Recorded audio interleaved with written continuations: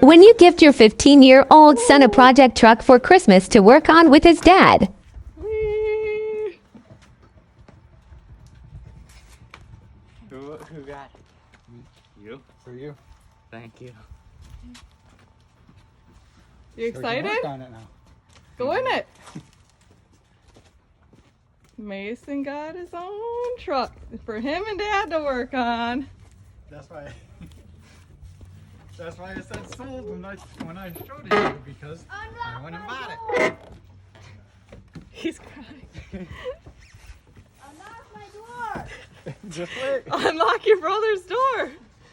How do I do that? Pull the thing. He's over. so excited. Dad's probably crying. Mom's crying.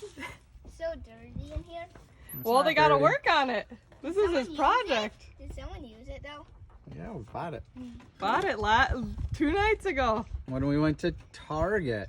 See Mason crying? Yeah. Is that cool? You and Dad gonna work on that together for the next year? Make it your own? Yeah, look at all the leaves. So everything. Look at all the leaves and bottles. You excited? Go give Mom. Do I get a hug? There's bottles back there. Do you like that? You're happy? This is you can't even turn it. Best Christmas gift, Mason. And so, let me